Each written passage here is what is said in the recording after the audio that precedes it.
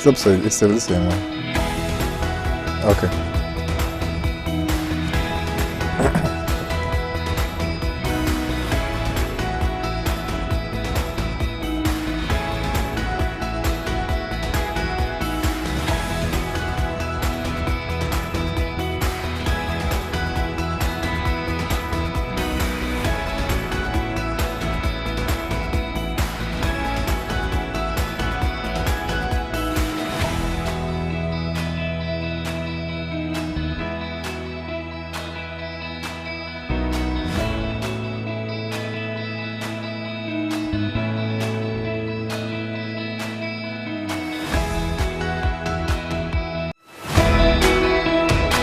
Join us every Wednesday for InFocus, a weekly talk show produced by the SKNIS Information Service, where we provide exclusives with key persons within the government and discuss pertinent, relevant, and interesting matters that affect us all.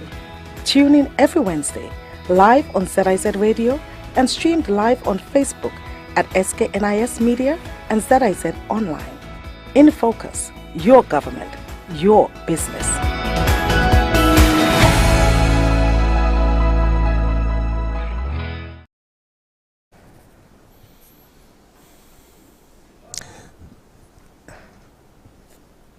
I'm Ian Richards. Welcome to InFocus, a weekly program where we zoom in on what's happening within and throughout the government, your government.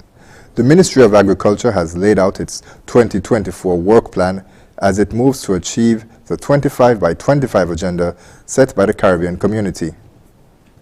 At the work plan conference held recently, unit heads delivered insightful presentations on the upcoming plans for their respective areas, while Agricultural Minister, the Honourable Samal Duggins, issued a call for all stakeholders to help chart the way forward in achieving food security and sustainability.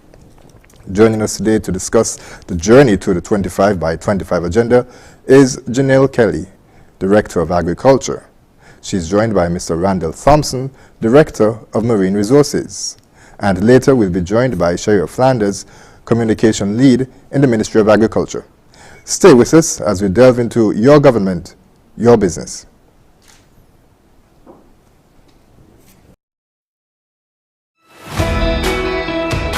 Join us every Wednesday for InFocus, a weekly talk show produced by the SKNIS Information Service, where we provide exclusives with key persons within the government and discuss pertinent, relevant, and interesting matters that affect us all. Tune in every Wednesday, live on ZIZ Radio and streamed live on Facebook at SKNIS Media and ZIZ Online. InFocus, your government, your business.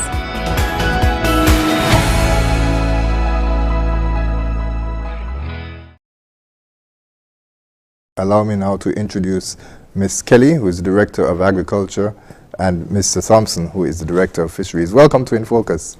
Hi, good afternoon, Mr. Richards. Thank you for having us. That's it. Right. So we want to discuss, as we mentioned, the agricultural. It's a big push to get to the 25 by 25. First off, for those who may not be aware, because, you know, we've been hearing a lot about it, explain to us what is the 25 by 25 agenda. Well, thank you for that question, Mr. Richards. And as you said, I'm the Acting Director in the Department of Agriculture. And for us, agriculture, it remains a major pillar in the Caribbean community and, of course, St. Kitts and Nevis. And so the economies, we have the potential to build the economic resilience and drive socio-economic inclusion and development.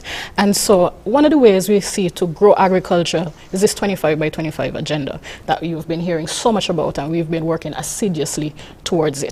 In this vein, what would have occurred is that in the region, we would have seen that there was a $3 million US bill in terms of the imports of food in 2016. That increased to $5 billion in 2018, and then even to $4.78 billion in 2019. And so the heads of government of the CARICOM region would have met and would have determined that we need to bring down our food import bill by at least 25%. And so they would have given us that task in the agriculture sector to make this happen. And of course, we would have been looking at priority crops for attention and of course, meat products, such as corn, sheep, goat, tomato. Really, we're targeting the high value crops in the sector. And of course, fisheries as well today is an important part of course. Could never forget fisheries, because there's so many things like the shrimp and so on that my colleague could expound upon. Right, Mr. Thompson? Yes, I mean, you know what's very important about this whole thing that Ms. Kelly touched on is the economic development. That we could do the work here, right? Keep the money here and have many people benefit the country, the people benefit from it, rather than seeing all the money going out, okay? So in terms of shrimp, we import a lot of shrimp. Imagine what would happen if entrepreneurs, businesses here, start investing in the production of shrimp locally. Imagine what can happen knowing that farmers, fishers also can become involved in it. Look at, as an alternative livelihood, look at the benefit for families across the Federation of St. Kitts and Nevis. So the agenda, I believe, is a great agenda. And it is a way of encouraging the country to focus on developing the sectors. Right. Okay. And so, as we mentioned at the beginning, there was a conference where the work plan of the ministry was presented. And let's delve a bit into that now. Now, in order to look forward, of course, I think it's important that we have to look back. So what can you tell us about the major achievements for the ministry and each department last year? I think for us in the Department of Agriculture, we would have sought to increase the amount of night markets that we were facilitating, because we wanted, as my colleague said, to put that money in the pockets of our vendors, our stakeholders. So there were greater opportunities to earn an income through these night market activities. And of course, it gave the public that opportunity. If you couldn't go to the public market during the day or even the supermarkets, you had that opportunity to go to the night markets. In addition to that, at the department, we have been focusing heavily on increasing production in fruit trees, because that's something we've seen decreasing over the years, and so we want to increase the amount of fruit trees that we have that available for our households, so you could get that nutrition and so forth from the mangoes, the soursop, etc. That's been quite important to us. We would have been seeing also some increase in swine production early up in the year in 2023, and that's an area we also want to focus on in terms of the swine, the beef, the small ruminants. We would have been concentrating on a semi-intensive model for our small ruminants, so we could increase that animal nutrition to get the carcass to a higher weight, and so you could get more value, more bang for your buck, as it were. We would have had a number of activities, for example, the Open Day event, which gives us that opportunity to showcase the sector, really show you the innovation, the technology that is available. And so that was a really successful event. There were some new wrinkles, I suppose you could call them, added to it in terms of, I know it was the partnership between the Ministry of Foreign Affairs in terms of having some diplomats there as well too. And also it was held at a new location. That is correct. We had it at the Royal Bastyr Valley National Park over at Needsmus, and so in the partnership with the Ministry of Foreign Affairs, that actually allowed our ambassadors in the diaspora and even some visiting persons to learn what is happening in the sector, and also be able to be that bench to give us that outreach in the diaspora, to get us that kind of input that we need from some of our investors to really invest in the sector, to see what we're doing and where we want to go. So that was really a valuable partnership for us.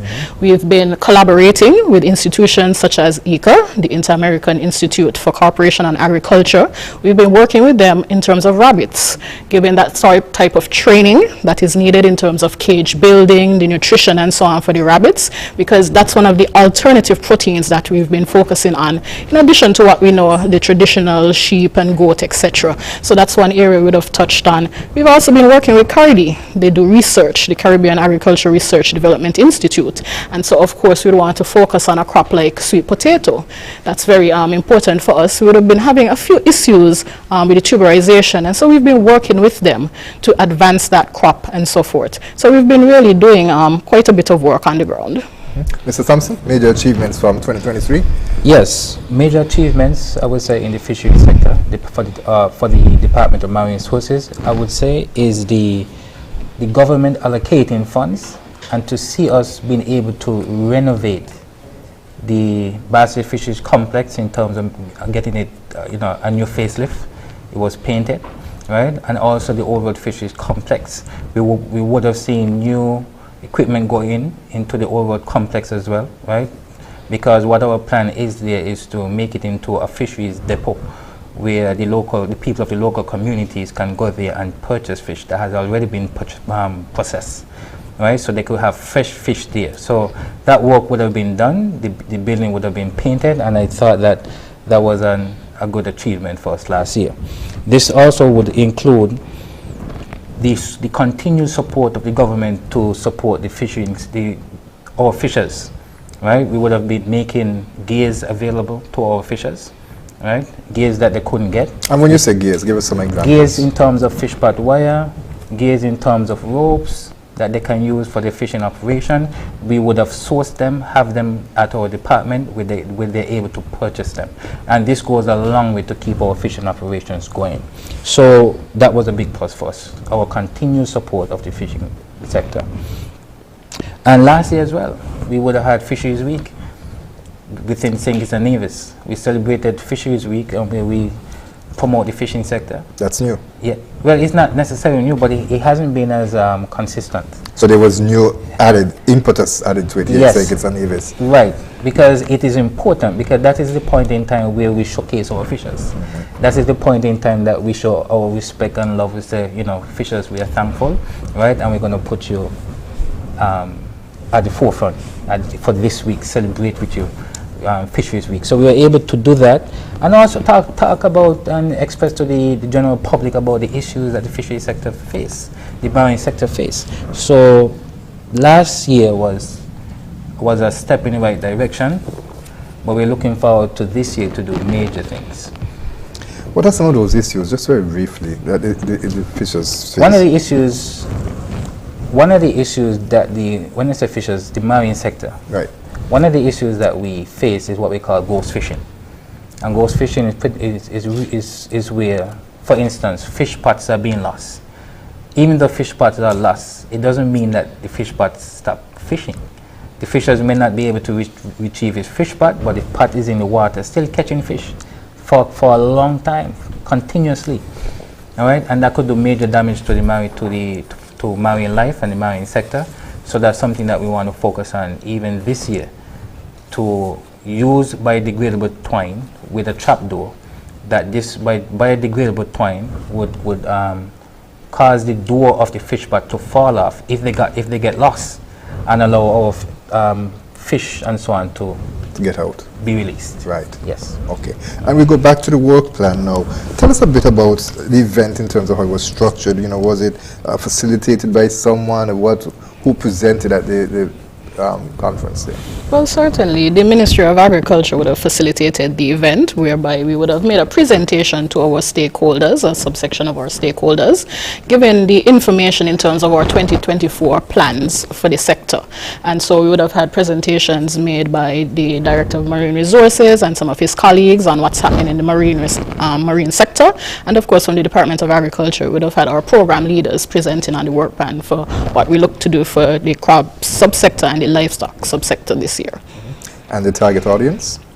The target audience was our general main stakeholders. So we had farmers there, we had fishers there, we had members of staff there. We even had persons from the diaspora, the ambassadors there, all present and listening to this presentation to hear our plans and to give input as well. Now the theme for that work plan conference was agricultural transformation for a sustainable island state. Tell us about that. Well, certainly, the agricultural transformation agenda, it's part of the whole larger, broader picture for the Federation towards a sustainable island state. And so our presentations were aimed and geared towards showing how we want to transform the sector for the future. Of course, agriculture, incorporating the fisheries sector, of course, in that sense. And so our strategic plan, which is a 10-year plan, our agricultural transformation and growth strategy, that really guides us for what we're going to be doing over the next 10 years to advance the sector. Where does it start, the plan? 2022 to 2031. Okay, all right. So as we look towards the 2025, by 2025, we go back to the work plan and how it fits in. And Mr. Thompson, let's start with you. How does the work of your unit, your department, how does that feed into the 25 by 25? Very good. So a part of our work plan is to see the production of CMOS throughout the Federation. But we want to start more in the old area and also in Beat Bay. So even last week, what we started to do last week was this week, was the dropping of test lines, to see if this area is a good area to plant CMOS. Okay, once that is done, then our job now is to do an exhibition site, so that people in community, people who are interested in the production of CMOS can go there to see how viable it is, what is necessary, what is needed to do a plot of CMOS farm, right? So that is something that we're looking to do and to see develop as a sector. Okay. Why CMOS? Why CMOS? Yeah. Because CMOS is a plant that we use a lot to make drinks, even in cosmetics and so on.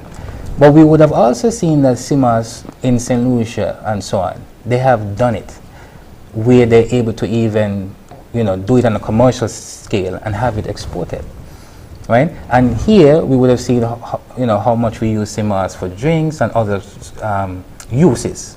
So we feel as though that is an area that we should, capitalize on, as also an alternative livelihood for other people, for fishers, etc., in the coastal communities, that they could take part in it, and help to develop the demand and market and have the supply ready. So we believe that, and also it is pricey. It is pricey. So I believe that they will be able to get some, like a good return from the investment. That is my opinion. But we're going forward to showcase this thing, to have 2 exhibition sites done by June, and to have people to go and see it and so on.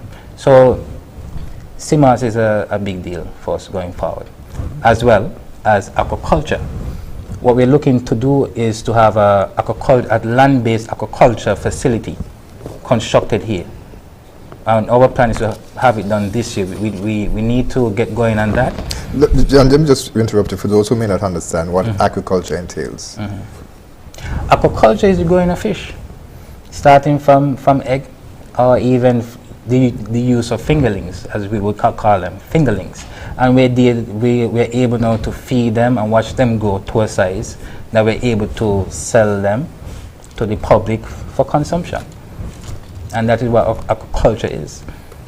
So those are the 2 main areas that your ministries is targeting, or should I say the department, with the Department of Marine Resources, Yes. CMOS and aquaculture. Right, with regards to the 25 by 25, right? And there's also area of the use of developing ornamental fish sector as well, right? We're looking at that, and as we develop the facility, that will be a part of it going forward. And also let me add as well, the production of bait fish. One of the problems that our fishery sector would have had challenge with is to get bait fish to go out and fish. But if we are able to produce bait, then fishers would have bait readily available for them. So that too is something that we're looking to do. No worms? Worms don't work anymore, or the fish is better? Well, fish is better, because we're looking at bigger fish. Right. So certain bait is necessary. Right, okay. Good. Ms. Kelly, talk to us about the 25 by 25 and the work plan and how it fits into the work of the department that you lead. Well, certainly our goal is always to increase production of our crops, because we want to have a stable domestic supply. And so some of the crops we're focusing on for the 25 by 25 are some of the solanaceous crops, the tomatoes, the sweet peppers, then we have the cabbage, lettuce and kale, those leafy greens. Then of course we have the onions, the carrots, and then the melons, watermelon, cantaloupe, cauliflower, and broccoli. So in terms of these initiatives, we have a capital project this year. It's continuing our greenhouse village initiative and storage facility. And so we see if we increase, we would have gotten the first tranche of 15 greenhouses, and of course we'll be making additional purchases so we could have more on the ground, because you could have that production that you want year round in a greenhouse setting.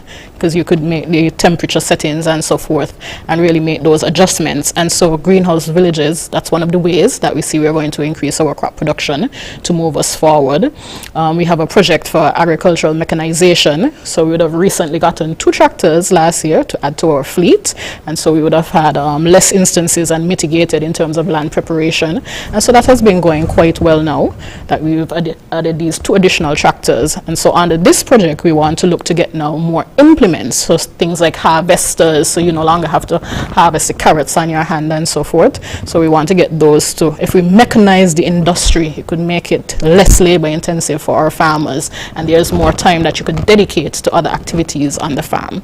Another very important project for us is the Bareford's Livestock Center of Excellence, and that's our project where we're going to be breeding our different animal species. And so of course we would have cattle there at the moment, and this year we're going to be adding small ruminants, we're going to be adding goats, because we want to have that facility where we could breed the animals. The farmers don't have to worry about that, and then you just come, you get your animals, and you go and you continue on your farm. So it takes off a bit of that stress in that particular aspect of the production system. Another important area, although it's not directly related to the 25 by 25, but it is important for food security, we're looking at nutrient-dense crops. So we're talking about things like what we know as the ground provisions, the yam, the dasheen. Actually, we just got some dasheen planting material from a colleague in the region. And so we're looking to have those crops so we could have that nutrient dense profile in our plates to move us forward. Marketing is a quite important area for us. We would have improved significantly in 2023 in our marketing efforts and having that return on investment and quick turnover for our farmers. So when they bring the products to us, we get them paid. We've been having a series of meetings with our supermarkets, and they have said that they're on board with us. So they'll be taking these crops, and we want to see more local produce actually in the supermarkets. One of the biggest areas that we always talk about is feral animal control. The wild pigs and the monkeys, we would have increased our efforts to do trapping, to give single traps to farmers. We've also been looking at mass trapping, and so we have some persons on our project for our pest control project to be looking towards that, to have more trapping of the monkeys. And of course, it's a multi-pronged approach. So we have trapping, we do have shooting, and actually pretty soon we're gearing up and getting ready to have a stakeholder consultation, because we also want to hear from our stakeholders what they think we can do, because it really has to be a national effort. It does not only affect agriculture, but it affects us on the national stage. Okay. Now, Mr. Thompson, of course, there is something new that would have taken place, and or that is being planned as well. Last year, from what I gather, is a Marine Expo. And we'd like to discuss a bit more about that. But before we get there, we're going to take a quick break. We'll be right back with more In Focus.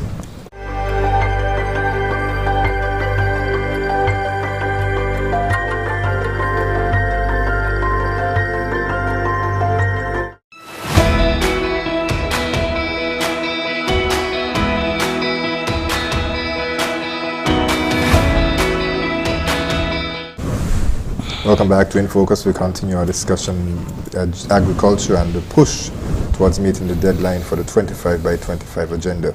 And joining us, of course, would be the Director of Agriculture, Ms. Jeanelle Kelly, and Mr. Randel Thompson, who is the Director of Marine Resources. So, Mr. Thompson, we start back with you, as we mentioned before, the Marine Expo. It was held last year. It was hosted by the department.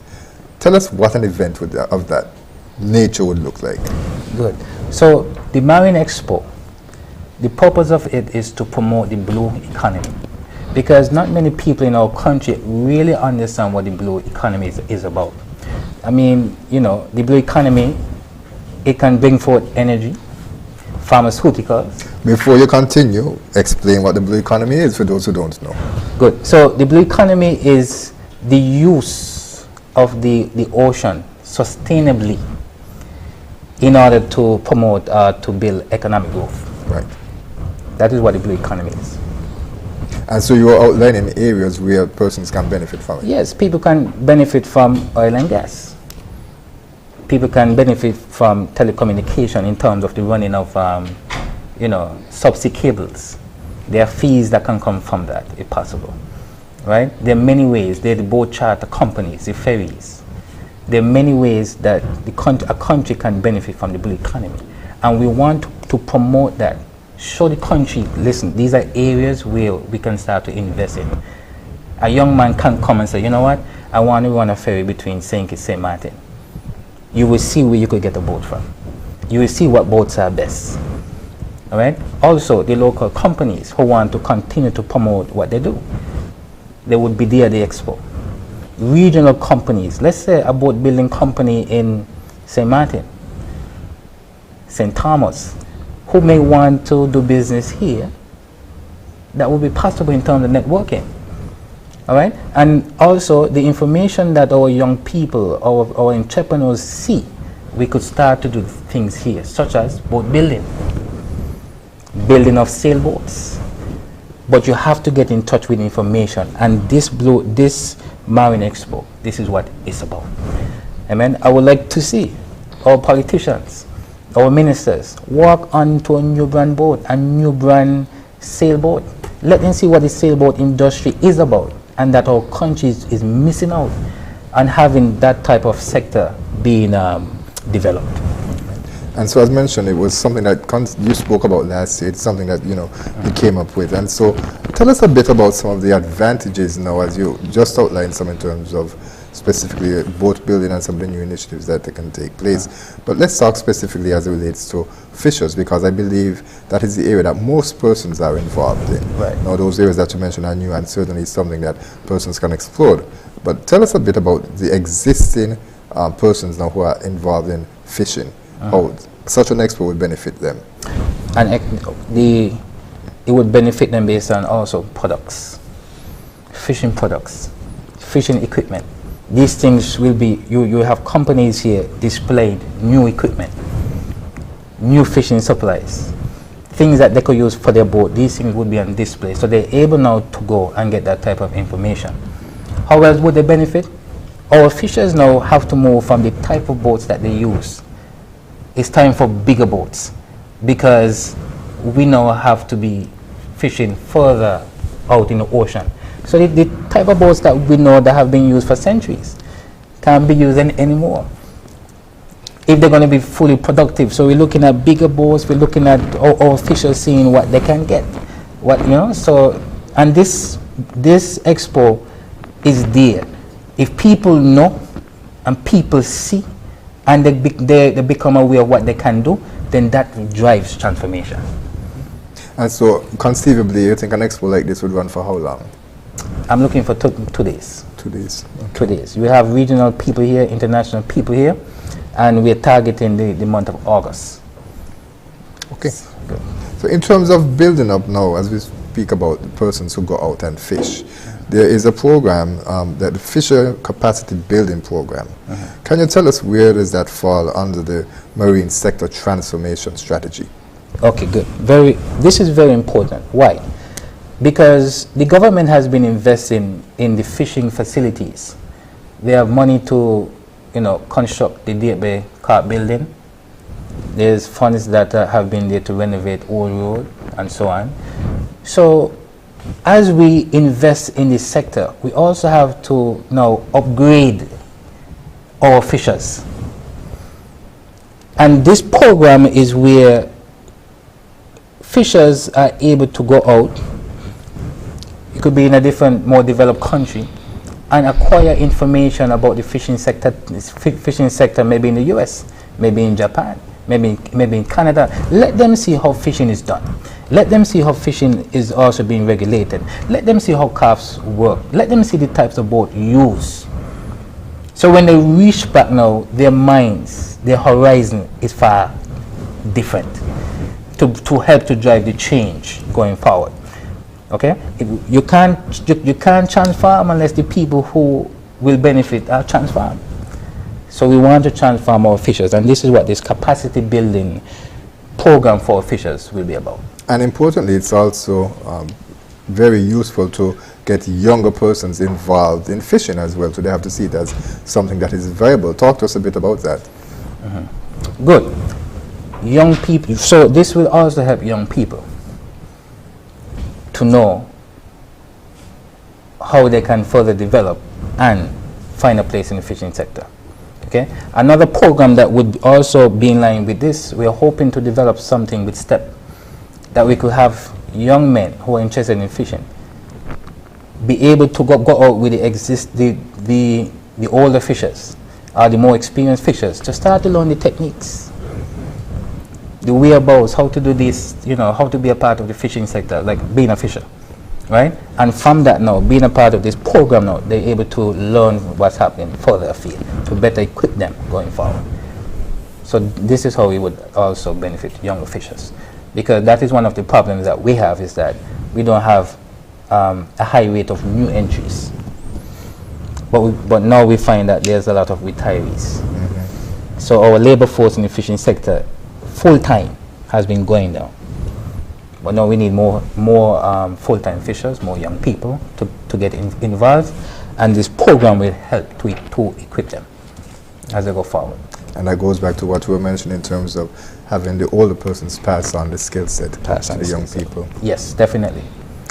Okay, so Ms. Kelly, we're going to come back to you now and talk a bit more about crop production, but before we do that, we're going to take another quick break, and we'll be joined by Ms. Chaira Flanders, who is a communication lead, and she'll be able to share a bit more information in terms of how the ministry intends to communicate the message to the public. Of course, stakeholder buy-in is very important, and as Mr. Thompson just indicated, more young people. The mindset has to be changed. They must not see it as something that, as we used to back in the day, something that is not profitable and something that is not really a business, because agriculture really is a business. Definitely. So we'll take a quick break.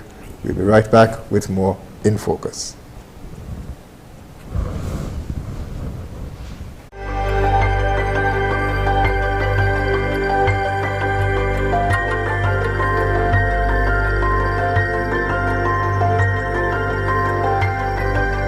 If you haven't done it as yet, please do it today. Subscribe to our YouTube page at SKNIS Media for regular updates, live coverage, and even more information on your government.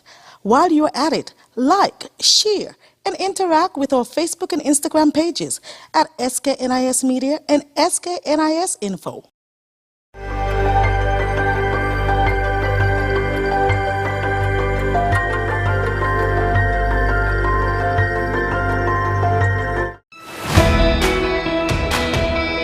If you haven't done it as yet, please do it today. Subscribe to our YouTube page at SKNIS Media for regular updates, live coverage, and even more information on your government.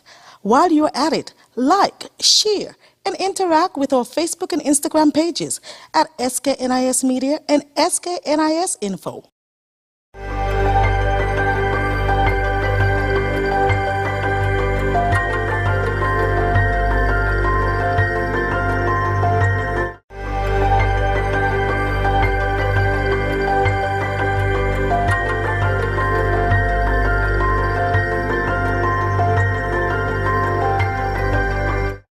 If you haven't done it as yet, please do it today. Subscribe to our YouTube page at SKNIS Media for regular updates, live coverage, and even more information on your government. While you're at it, like, share, and interact with our Facebook and Instagram pages at SKNIS Media and SKNIS Info.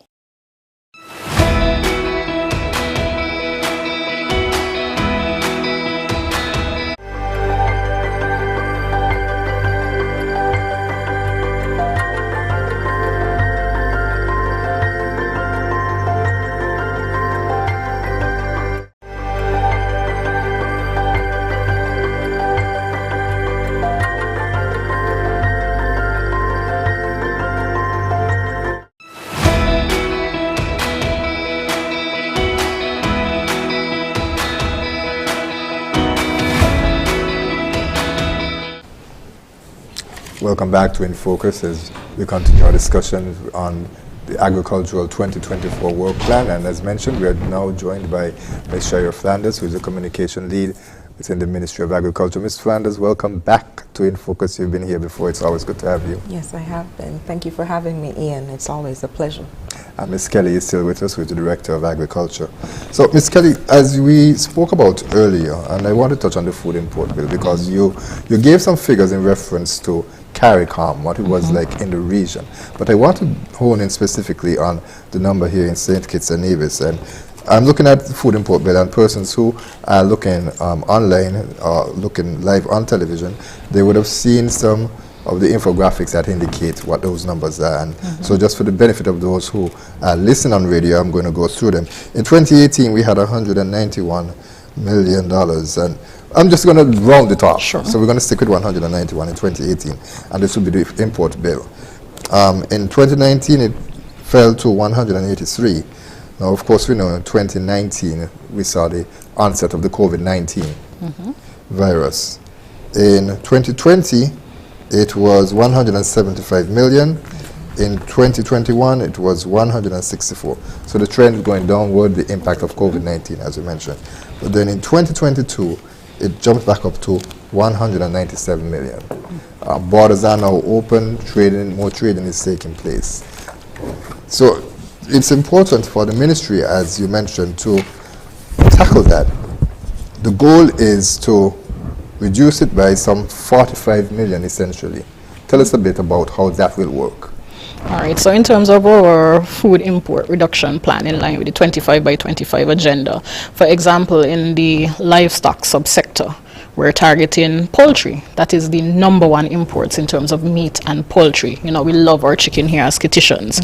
And so, of course, and divisions. And so, of course, poultry is one of our targets. And last year, we would have partnered with the Republic of China and Taiwan for the St. Kitts Nevis Sustainable Layer Chicken Industry Project.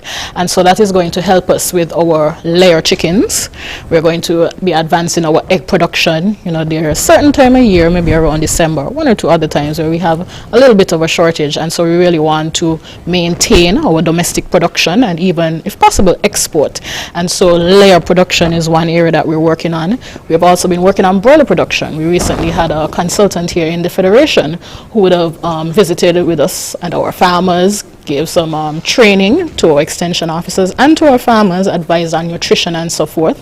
And so broilers is an area that we want to be working on. Actually, for the layer project, the building is almost complete at Barefoods, where it's located, to get that project up and running and off the ground. And just to mention, there's a pie chart there that we have that person would have seen. Livestock, that's 67% of where the ministry intends to target to reduce. 67%. Right, and that is correct. And as I was saying, in terms of the livestock subsector, rabbits, that's an area that we generally don't import. However, it's an alternative protein, a different source of meat. They're easy to rear, they breed pretty fast, and so that's an area we want to concentrate and focus on as well. In addition to that, of course, as I mentioned earlier, we want to do the semi-intensive production for sheep and goat, so we could have more dress weight on the carcasses as they are taken to the abattoir for slaughter. Swine is another area that we're going to be working on. We've been discussing with our pig farmers recently the type of breeds that we want to have, the large or the Duroc, in terms of the muscle mass and so forth, and what would give you the best mix to give you the best weight for the pigs. And of course, cattle production. We have investors actually interested in doing beef production here. And so those are areas that we want to target, bring down those numbers. In relation to the crop production, as was mentioned a bit, we would be having a greenhouse village project, and so that would help us and assist us to increase production in certain target crops under the 25 by 25 agenda. But not only that, as part of this support package from the ministry, we've been working with our farmers, we've collected the data on the ground, and we've seen the issues. And of course, climate change, that is one of the issues that has been affecting the sector terribly, that lack of water in particular. And we would have had several projects last year, one of them the FAO Mexico project, which would have sought to introduce new technology to the sector in terms of water. So the beneficiary farmers on that project, they would have been seeing them receiving water tanks, solar-powered pumps to generate the water, and of course drip irrigation. And from that, you know, we have a project that we're calling DRIP, the drought resilience irrigation project. And so the first tranche of farmers would have received supplies last year, and we're rolling out because that forms part of the support package. So as a part of that package, you can receive ground cover, which is important to help keep the nutrients and the water moisture in the soil. We have wires, part of that, the solar fencing to help keep off the monkeys, and of course the connectors and so forth that go along with the drip irrigation supplies, because it's one of the areas, in order to have production, of course you need to have access to water. And because water is so scarce, and we know there's a lot of national demand and priorities in terms of domestic supply, and so in that regard we're looking at these water saving technologies to help advance us. We need to use it, but we want to use it sustainably. That's our mantra going forward, because the transformation has to be in a sustainable manner. Now, you mentioned the DRIP program. Of course, it's something that we would have covered before when the Minister of Agriculture, the Honourable Samal Duggins, was here. And you mentioned that the first tranche of equipment they've been given out. How has that been going with the farmers?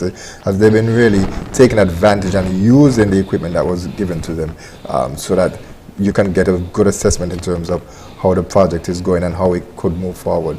Well, certainly some of the farmers, they would have set up these systems on their farms and have been able to gain that valuable technology to help them reduce and save water on the farm. We're going to be assisting, because what we want to do, we want to roll out the project quickly. So we're putting a team together quite shortly who's going to be going out, and so if you qualify and you get onto the DRIP program, the team is going to be going out and help you set up. Because, you know, sometimes labor is a bit of an issue, and so we want to provide that support so that we could see that increase in production that we're looking for. How do I know if I qualify for the program if I'm a farmer? Oh, well, certainly you talk to us at the department. We have forms that you can fill out, but certainly if you have at least a 1 acre farm at minimum, and then you have to, of course, be using climate smart technologies on your farm, trying to save that water and so forth. You have to be doing production continuously. You have to be an active farmer and so forth. Of course, at any time, farmers can speak to our extension officers. We're there to give that aid and to let you know what we're doing and how you qualify. And as you mentioned, that I wanted to mention that we have several training initiatives that we're going to be doing this year. And pretty soon we're going to be having training in greenhouse production, because it's slightly different, of course, from open bed production. And then we're going to be having training in hydroponics. We want you to get that particular training so you could use the innovation and technology to your benefit. Ms. Flanders, let me bring you here in now as the communication lead, because of course it's very important for the ministry to host these programs and to sensitize the public on the details in relation to the 25 by 25 and what initiatives are there for persons to take advantage of. But at the end of the day, they have to be informed about it. So tell us a bit about the sensitization efforts that the ministry has been engaged in. Okay, so, well, first of all, the target audience, of course, our farmers and our fishers. They require a strategic approach because they come with a very unique set of characteristics. They're very much the same, but they're also very different, all at the same time. So we've been working on trying to understand our target audience, and my team and I don't want to toot my own horn, but I feel like we've been doing a pretty good job maintaining our social media presence. We regularly post on Facebook and Instagram and on YouTube.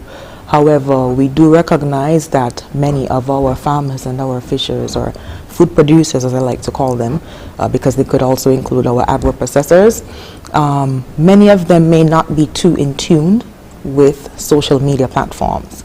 And so we are going to boost our communication channels. So we're going to use our traditional medium, such as the radio, more.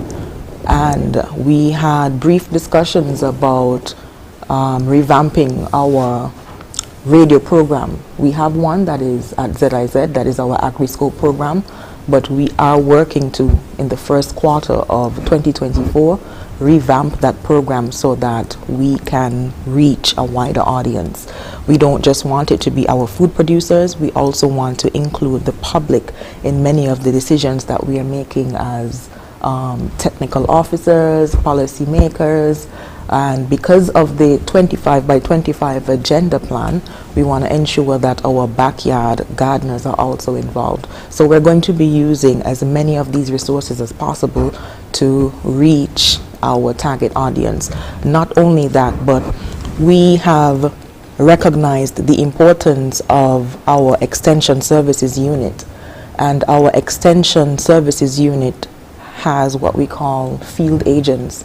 Those are our extension officers, but they're really known as field agents. So our field agents will actually help us to better understand the specific needs, as well as the challenges and the preferences of our food producers, so that we would know exactly how to accommodate them, especially because we want everyone to be on the same page. Our extension officers are the ones who are usually in the field on a day-to-day basis, sometimes really, really early in the morning, maybe when we are sleeping. They're working with the farmers in the field, and later in the day, in the afternoon as well. So that is something that we are going to try to build upon. We want to improve the relationship, my team and I, as well as the extension officers. We've already discussed. I want to use this opportunity to thank Mr. Mark Adams, because he's been really working with me to try to see how we can work together, work even better together as a team. Another thing that I want to touch on, last year I noticed that many of our food producers, they interact more and they share more information during our trainings, our workshops. Whenever we have those forums for those particular stakeholders, they use that opportunity. They may not respond to your text messages, they may not be listening to the radio, they're not going to watch what's going on television, because some of them would even tell you, I'm in the field, so I don't have time for that, or I don't have data, I don't have Wi-Fi. But when you tell them that you have trainings like Miss Kelly mentioned, the trainings that we are planning to host, they come to those events, maybe not with the intention to participate fully, but to also engage with the ministry, the Department of Agriculture, as well as the Department of Marine Resources. So I think it's a pretty good idea to have more training sessions and to engage them as much as possible. Hopefully, I am trying to see how we can use our influence on social media and take it to the communities. I don't know if you remember, sometime last year, the Ministry of, I think, Small Business and Entrepreneurship, they had basically like mini town halls where they went to the community centers and they engaged with those persons who were interested. So that is something that I believe would benefit our food producers greatly. Absolutely. Ms. Kelly, I'll come back to you now in regards to the food import bill, as we discussed earlier, and we continue to just look at. And I want to look at the annual value imported. Now, these figures were presented during the work plan presentation, as we mentioned earlier. And there are two crops that I would like to hone in on, and it relates to white potato, which we'll call Irish potato here as well too. That would be a bill, price tag I should say, of 2 million, well 2.1 million again, we round it off. Sure. And sweet peppers, 1.3 million. Incredible amount of high numbers. Definitely. Why is that? Well, we see these as high-value crops. Sweet peppers, persons are really attracted now by what we call the stoplight peppers, the red, yellow, green, and the packaging and so forth. And so, you know, it takes a little bit longer to get the color that you desire, the yellow, the orange, etc. And so they're really termed as high-value. The Irish potato, as we had it, it's a crop that we have produced in the past, but the planting material, it became so expensive. However, we are looking into the various options to see if we could get that production going here again. Okay, and so as part of the strategy, it must be, as we mentioned in terms of fisheries, it must be getting young persons more involved in looking at agriculture from a different perspective, taking off that stigma that it might just be for persons who basically want to get their hands dirty. They don't want to get their hands dirty, young people. I'm not going to do that. So tell us a bit about the strategy, and Ms. Flanders, you can jump in here, of course, to help young persons to look at agriculture in a different light. Okay, certainly. So for our young people, we have several initiatives coming on stream. I mean, of course, from time to time, our extension officers are asked, for example, to give presentations at career development days at the different schools. But what we're doing, we're revamping our education initiative. So we've been working with the Ministry of Education in terms of how we're going to support revamping of the school gardens.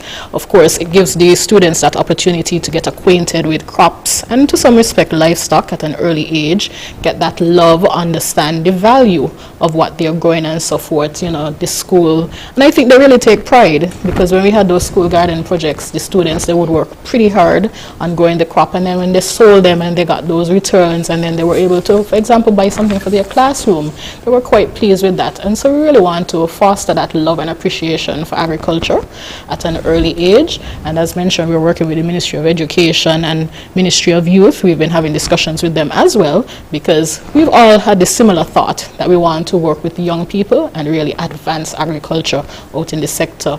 Last year, for example, we would have helped a number of schools, primary schools, and even the preschools who were interested. And so we would have helped to revamp their garden, giving them supplies, including drip irrigation and seedlings and so forth. And you really see that love and appreciation taking root for agriculture. Ms. Flanders? Yes, just to add, based on the experience from last year's World Food Week of activities, when I tell you, Ian, it was absolutely amazing to just watch and learn from the students as well, because it's almost as if they're teaching you more about agriculture than what you already know, which is a good thing. But the students are very much interested, they're very much involved. And because Ms. Kelly mentioned earlier that, you know, we're going to be working with the Ministry of Education, I think that maybe we should even extend. There was a program that that you missed that I just want to make sure that we don't forget about. That is the beginner farmer training. And so now I'm thinking maybe it would be a fantastic idea to even include the younger generation, so that they too can be a part of learning what it takes to be a farmer. We don't have the specifics as to the age range, because we want anyone who is interested to be involved, but maybe that's something that we could take into consideration, tailoring a training like that, maybe through extension, or, you know, just the same way that we visit the schools. We could also work with the agriculture science teachers, you know, in that aspect, and see how we could conduct training sessions with our students. The preschoolers were very excited. So there is that buy-in. Definitely, because, for example, at the last open day that we had a preschool selling their produce from their garden, and they were quite excited, and they were really one of the attractions of the open day. Yes. Okay, just very quickly, in terms of, as Ms. Flanders would have just mentioned, in terms of backyard farmers, is there any support for backyard farmers? Has there been stepped up? Is it the same? Is there none?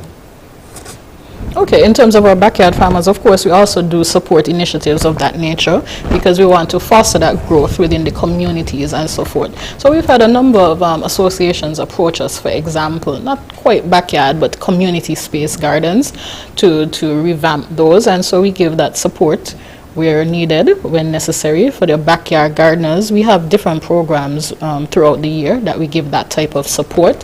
So we will focus on some of these 25 by 25, because, you know, you can grow in your backyard if you have a relatively good sized backyard. You can grow your crops there, and you could even be a part of the 25 by 25 initiative, because it's not just confined to the farmers. It has to be a national approach. We're even looking through the education initiative. If we could get the schools, you know, some of them on board, they grow, they bring to our marketing unit, they get the funds that they need, and we get the crops that we need to meet our domestic demand. And even if we produce more than we need, we're speaking with our neighbors in the region nearby about exporting, because we also have to look at those other opportunities. And so persons who may be interested in getting support, they can just visit the ministry, the department. That would be up at Springfield? Yes, at Lagreet. Okay, right. Okay. And then talk to us now also, Ms. Kelly, and very briefly, because we're almost out of time for the program, in terms of, you mentioned in terms of some mechanization being added, for instance, the carrot harvester. Has there been any consideration, or is the ministry looking into the use of AI to assist with maybe helping to predict weather patterns, maybe being able to predict with how they can enhance their production or enhance their harvesting or any sort of areas? Artificial intelligence. I was thinking artificial insemination. Certainly, those are options that we're always looking at. We're always looking for new technology and innovation, and some of our partners, like FAO, for example, we actually discussed some of these initiatives. And I think I recently saw a webinar about AI. So these are different areas that we are exploring to see how best they can service the sector. And in terms of now, also the public and getting persons to buy more locally, the ministry introduced last year, I believe it was the online. Ms. Flanders, perhaps you can talk a bit more about that as well too. Ordering from the public market. The public market, yes. So how has that been going? The Bastia public market is now a social, what should I even call it? It's such a historic move. Yet it's now an online marketplace, let me put it that way. And the Bastia public market, just as it was intended, it's being utilized. It's providing convenience for those persons who are at home, or they just don't have the time to run to the market and purchase those goods, those organic fruits and vegetables. So I myself have used it, and it's a game changer, Ian. Because even though, at first I was saying, I don't know, I want to touch my lettuce when I buy it. And you're so accustomed to doing that, you realize that on some days I really do need my produce. And so having this feature, it actually adds convenience. So I absolutely love it. I can testify to that. It's been really convenient. You could get it delivered to your office. So hopefully, if you need to get your fruits, Ian, you can just go online and you can ask, what do you call it, the 869 to go site to deliver to SKNIS, and you can take it home. And which site do you go on to order? It's 869 to go. Oh, you go on yes, 869 you go on 869 to go, and you look for the agri market. And I think the vendors have been quite pleased with it thus far, and it's generated and stimulated our interest, because you see the vehicle coming so often to collect and to take and make the deliveries. And so other persons, that has stimulated the interest, of course, of the other vendors in the market. We've even had persons outside of the market wanting to participate in the initiative. So I think it's really been quite good, as we say, for convenience for some of us busy in the everyday life. It really provides that convenient aspect. The money that it also generates as well. We spent the day with the marketing unit last week, and it gave us a better understanding of what the process is like, and I can tell that the demand is higher. I went with the marketing driver to some of the supermarkets where the goods are delivered, but also to the public market, and the demand is very high, which means that the convenience is even more than what we expected. So kudos to the entire team for making sure that the online marketplace is something that persons can take advantage of. Okay. And as we push towards the 25 and 25, Ms. Kelly, I'll give you the final word and any messages that you'd like to say to the public. All right, thank you, Mr. Richards. I just want our farmers, our fishers, to really partner with us on this initiative. It's an important economic development initiative for the Federation. And as we strive for agricultural transformation and moving towards a sustainable island state, we can't do it ourselves, and we have to have these important partnerships. We want to increase crop production, we want to increase livestock production, and we're willing to partner and work with all of our stakeholders in this regards. I just want to remind us that innovation, technology, training, and partnerships are the watchwords that will carry us forward. And I want to remind the public, we're doing all this hard work, and so we want you to invest and buy local and eat local. Jeanelle Kelly, Director of Agriculture, Chaira Flanders, who is the communication lead within the Ministry of Agriculture, and also we'd like to thank Mr. Thompson, who is the Director of Marine Resources, for joining us here. And we'd like to thank you, viewers and listeners, for joining us for this edition of InFocus. We trust that you will join us next week at the same place at the same time. I'm Ian Richards. Join us every Wednesday for InFocus, a weekly talk show produced by the St. Kitts Nevis Information Service, where we provide exclusives with key persons within the government and discuss pertinent, relevant, and interesting matters that affect us all. Tune in every Wednesday, live on ZIZ Radio and streamed live on Facebook at SKNIS Media and ZIZ Online. InFocus, your government, your business.